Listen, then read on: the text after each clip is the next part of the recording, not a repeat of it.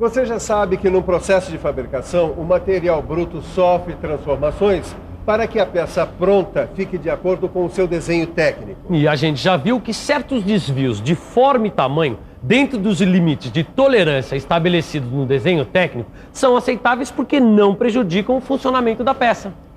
Mas em certos casos, para garantir a perfeita funcionalidade da peça, é preciso especificar o acabamento das superfícies. Por isso, na teleaula de hoje, você vai aprender a interpretar as informações sobre os estados de superfície trazidas no desenho técnico. Eu é que não perco essa teleaula por nada. O Tito está certo. Hoje é a nossa última teleaula do módulo Leitura e Interpretação de Desenho Técnico-Mecânico. Um tema tão importante que ainda vai aparecer em outros módulos deste curso profissionalizante.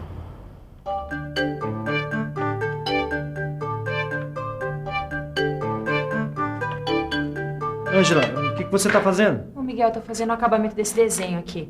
Quer dizer, tava esperando o senhor chegar para falar dos processos de fabricação e acabamento de peças. Sabe o que é? É que a Ângela quer que eu fale que o método de produção interfere nas características gerais do produto acabado. Mas isso a gente vai ver melhor no módulo Processos de Fabricação. Não, Miguel. Bastava falar que a usinagem, a fundição e o forjamento são alguns dos processos de fabricação de peças, que cada um deles possibilita diferentes graus de acabamento de superfícies. Só isso. Mas tem uma coisa, né? Quanto melhor o acabamento, mais alto o custo de execução de uma peça. Por isso, as peças devem apresentar um grau de acabamento adequado à sua função e suas características. Olha, dá só uma olhada aqui. É que, na prática, a superfície real de uma peça nunca é igual à superfície geométrica, representada no desenho. Na fabricação de peças, as superfícies estão sujeitas a erros de forma e posição que determinam as tolerâncias geométricas. Esses desvios são considerados macrogeométricos e, dentro dos limites de tolerância, não prejudicam o funcionamento da peça. Agora, mesmo as superfícies executadas dentro dos padrões de tolerância geométrica apresentam irregularidades microgeométricas que constituem a rugosidade da peça, ou textura primária. Dá uma olhada aqui no computador. São marcas ou sulcos deixados pela ferramenta na produção da peça. Mas eu não consigo ver marca nenhuma aí, Ananias. Realmente, assim a olho nu fica difícil.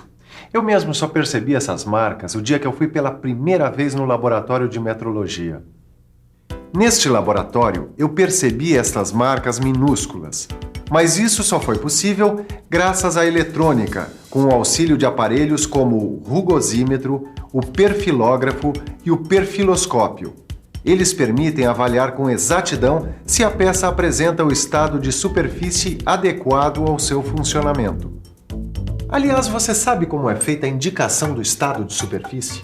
Não faço a menor ideia, Ananias. Até 1984, as normas indicavam o estado de acabamento superficial através de uma simbologia que transmitia apenas informações qualitativas. Tito, a avaliação da rugosidade feita no Brasil hoje em dia é quantitativa, permitindo que ela seja medida. Então agora nós já podemos fazer uma avaliação da rugosidade. Certo, Silva, mas como é que se faz essa avaliação? A norma brasileira adota o sistema da linha média para avaliação. Certo. Repare no perfil dessa superfície. Eu vou pegar um desenho.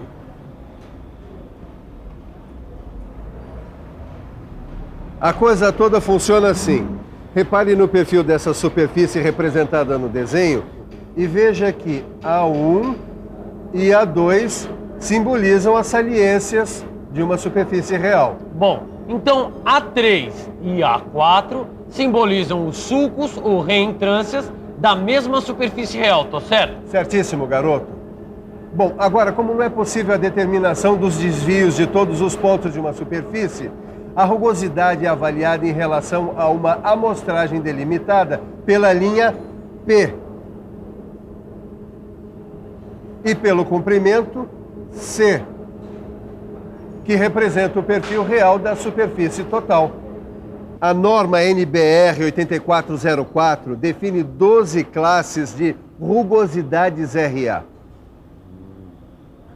Elas correspondem a determinados desvios médios aritméticos RA expressos em microns. Ah, então eu já entendi. Quer dizer que um desvio de 3,2 microns corresponde a uma classe de rugosidade N8. No seu livro de estudos, você vai encontrar uma tabela de correspondência entre os antigos símbolos de acabamentos e as atuais classes de rugosidades. Angela, você já podia mostrar como é feita a indicação de rugosidade nos desenhos técnicos. Tá bom, então eu vou começar apresentando o símbolo indicativo de rugosidade. O símbolo básico para a indicação da rugosidade de superfícies é constituído por duas linhas de comprimento desigual, que formam ângulos de 60 graus entre si e em relação à linha que representa a superfície considerada. Sozinho, esse símbolo não tem valor. Quando, no processo de fabricação, é exigida a remoção de material para obter o estado de superfície previsto, o símbolo básico é representado com um traço adicional. Mas se não for permitida a remoção de material, o símbolo básico é representado com um círculo. O símbolo básico com um círculo também pode ser utilizado para indicar que o estado de superfície deve permanecer inalterado, mesmo que a superfície venha a sofrer novas operações. E assim, é indicada a remoção de material por fresagem. Mas não adianta muito a gente ter o símbolo da rugosidade se a gente não tiver o seu valor. É por isso que o desenho técnico deve trazer a indicação do valor da rugosidade. Essa indicação, ela é muito simples. O valor da rugosidade vem indicado sobre o símbolo, com ou sem sinais adicionais. Quando for necessário estabelecer os limites máximo e mínimo das classes de rugosidade, estes valores devem ser indicados um sobre o outro. O limite máximo deve vir escrito em cima.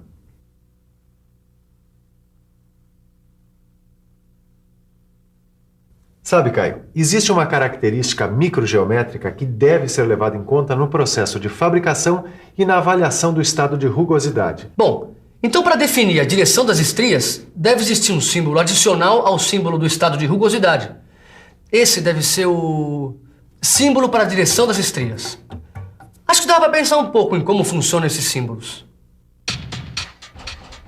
Vamos pensar um pouco. Bom, deixa eu ver. Ah, já sei. Este símbolo, ao lado do símbolo de rugosidade, indica que as estrias são paralelas ao plano de projeção da vista sobre a qual o símbolo é aplicado, no caso, a vista frontal. Este outro símbolo, ao lado do símbolo de rugosidade, indica que as estrias são perpendiculares ao plano de projeção da vista sobre a qual ele é aplicado. Neste exemplo, a vista frontal. Ah, e quando as estrias devem ficar cruzadas em duas direções oblíquas, o símbolo de direção das estrias é um X. Muito adequado. Inclusive, este símbolo, representado na vista frontal, indica qual a superfície a ser usinada e quais as direções das estrias resultantes. Agora, uma outra possibilidade é que as estrias se distribuam em muitas direções. Nesse caso, o símbolo indicativo de direções das estrias é M, que aparece representado ao lado do símbolo de rugosidade. E pensando bem, pode ser também que as estrias precisem formar círculos aproximadamente concêntricos. Aí, o símbolo de direção das estrias é C.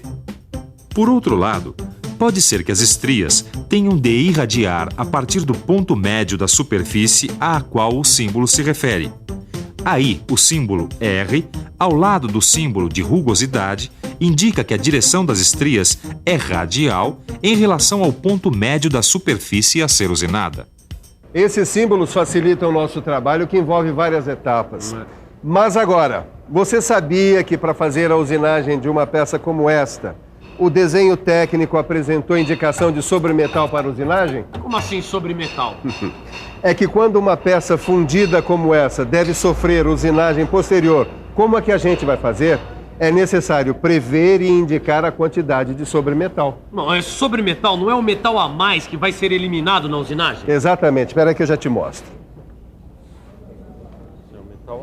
Olha aqui como é feita a indicação. Quando for necessário indicar esse valor, ele deve ser representado à esquerda do símbolo. Agora o pessoal já conhece todos os elementos associados ao símbolo de rugosidade, não é, Miguel? Você podia aproveitar e rever a disposição do conjunto desses elementos para indicação do estado de superfície. Tá bom. Como vocês já devem ter percebido, cada uma das indicações de estado de superfície aparece junto ao símbolo de rugosidade em posição específica. Dá uma olhada aqui. Você já sabe que a posição A indica o valor de rugosidade RA em microns, ou classe de rugosidade de N1 até N12. B indica o método de fabricação, tratamento ou revestimento da superfície.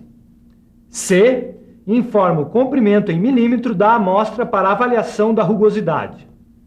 D indica a direção predominante das estrias. E a posição E informa em milímetro o sobremetal necessário para a usinagem. Não é fácil?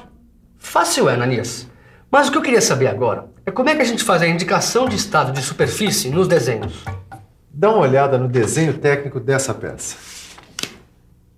O símbolo de rugosidade pode ser ligado à superfície a que se refere por meio de uma linha de chamada. Note que a linha de chamada apresenta uma seta na extremidade que toca a superfície. Repare que o símbolo é indicado uma vez para cada superfície. No seu livro, você ainda encontra como indicar os estados de superfícies que uma peça de revolução deve receber no momento do seu acabamento. Mas além do acabamento superficial, Tito, algumas peças devem receber um tratamento. Eu sei. Tratamento é o processo que permite modificar certas propriedades da peça. Por exemplo, a dureza, a maleabilidade e a resistência à oxidação. E para isso existem diversos processos de tratamento. Alguns modificam apenas as superfícies das peças, tais como cromação, pintura e niquelagem. Já outros modificam certas propriedades da peça, como, por exemplo, a cementação, o recozimento, a têmpera e o revenimento. Bom, mas como se lê as indicações de tratamento no desenho técnico? Bom, o processo pode vir indicado de duas maneiras. Uma delas é essa daqui que você já conhece. Na outra você indica o tratamento sobre uma linha de chamada ligada à superfície a qual deve ser aplicado o tratamento. Bom, e quando for preciso mais de um tipo de tratamento para uma mesma peça? Eu vou te mostrar nesse desenho técnico como isso é feito.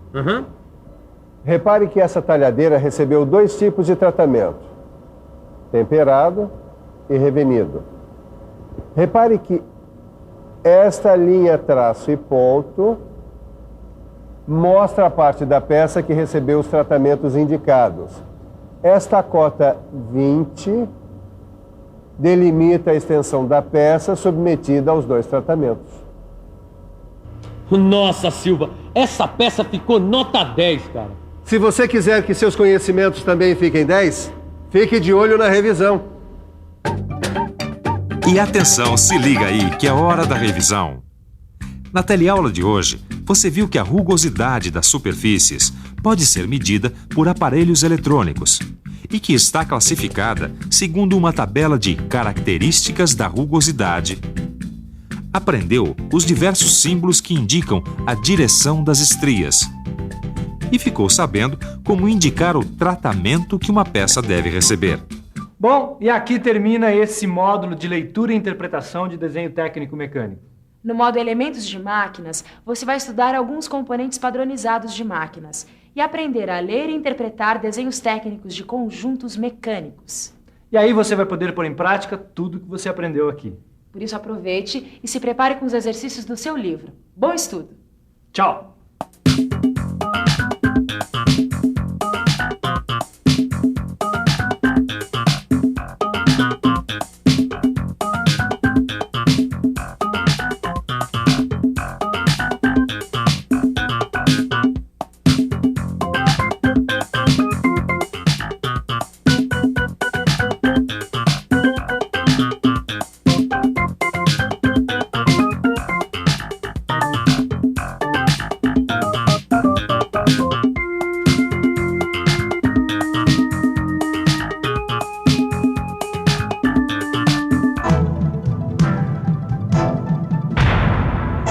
Telecurso 2000, um programa de educação do Sistema Fiesp e da Fundação Roberto Marinho.